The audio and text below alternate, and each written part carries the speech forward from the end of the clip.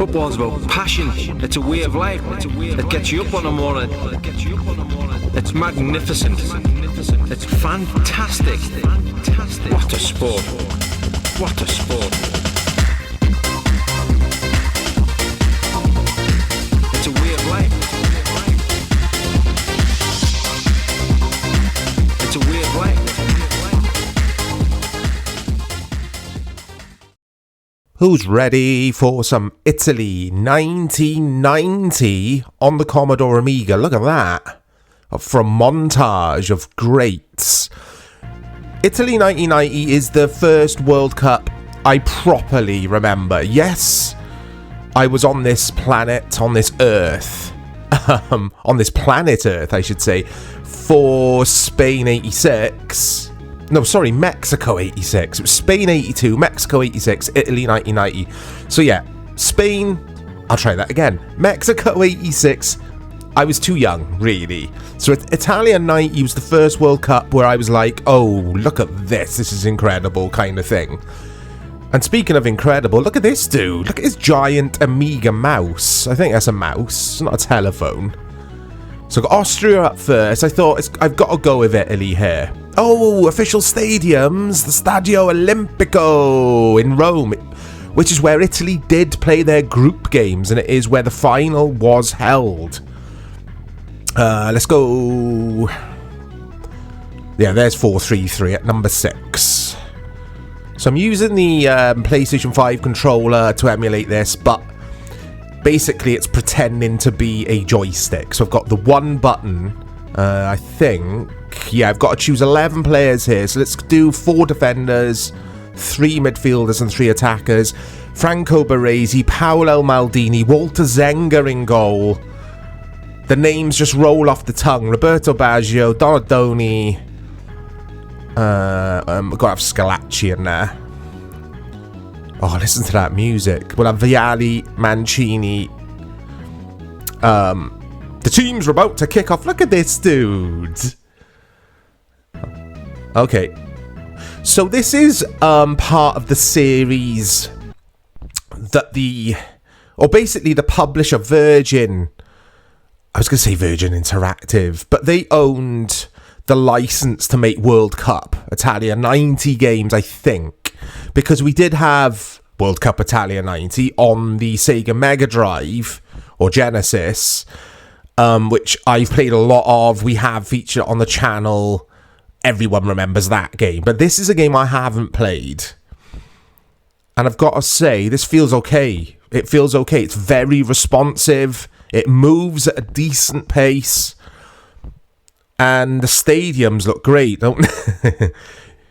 You wouldn't know what stadium you was in. You could be at the park. You could be at your local football field here, your local football pitch. But anyway, that doesn't matter. We've got to remember, it's the 16-bit era now. The home computers. The fantastic Commodore Amiga, which I always praise on the channel, and rightly so. Still one of the best home computers of all time. It was an absolute beast back in the day. I like this. This feels alright. The ball's massive, though. But I'd rather a massive ball than small balls. I've scored! I'm going to regret saying that, but I'm going to leave it in. I'm not going to edit that out, because I'm talking about footballs. God. In games, video games, football games, I struggle when you've got tiny, tiny little ant-like players with tiny, tiny little footballs. I feel like it's hard to get your foot on the ball. Lots of balls talk here. But you know what I'm saying, guys. This feels good. So what have Austria got up their sleeve for me? Because, oh, hey, they've just crossed it to no one.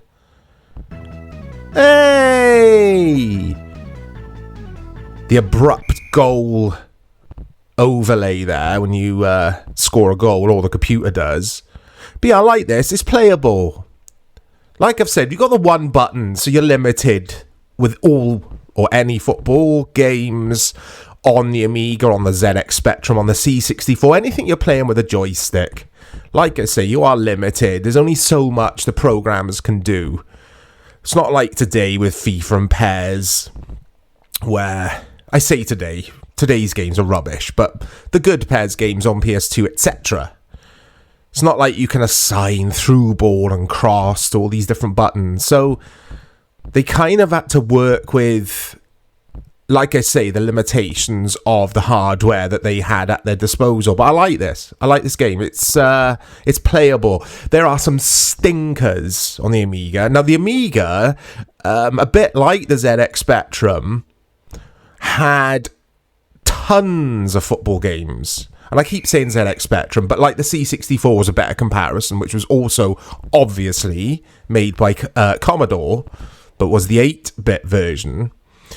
And yeah, like I say, tons and tons of football games on the home computers in the 8-bit and 16-bit eras, because it was big business. Football has obviously always been a hugely popular sport. And it wasn't, or rather, it was before we had EA having a monopoly on everything.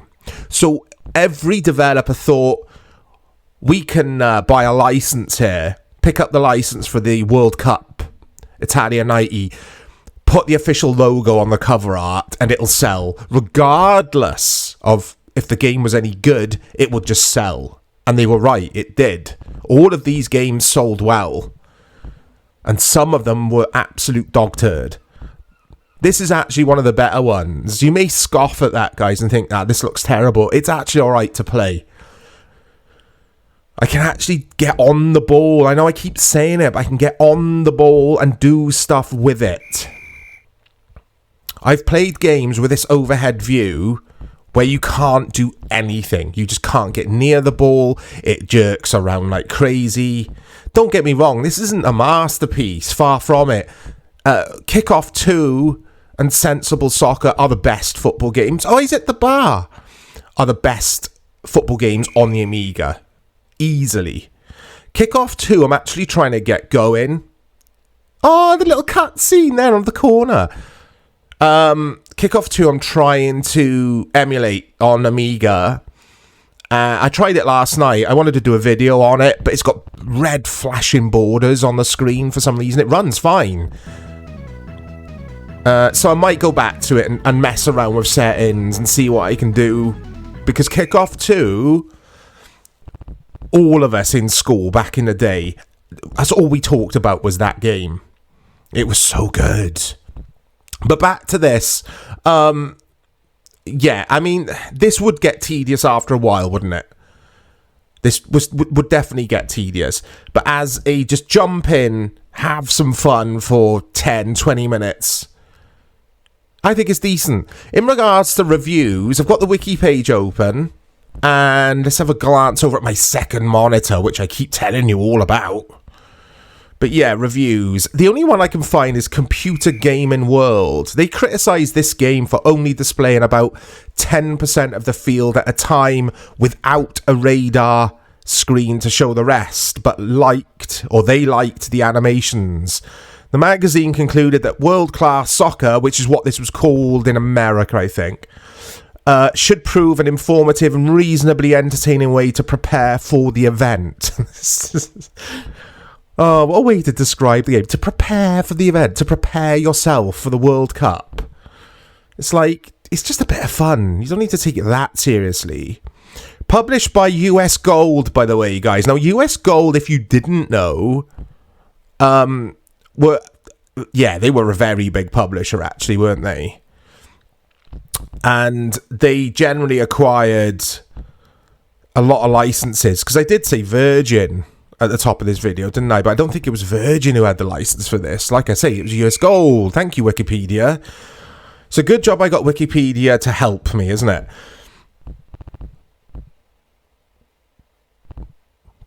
But yeah, this is definitely one of the better games I've played on the Amiga. Sorry, one of the better football games. But Sensible Soccer, I mean, I love these little cutscenes.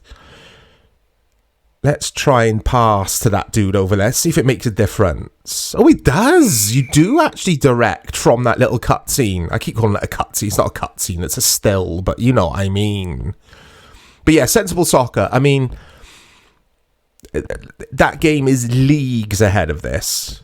Leagues. Do you like my use of the word leagues there? Football, leagues?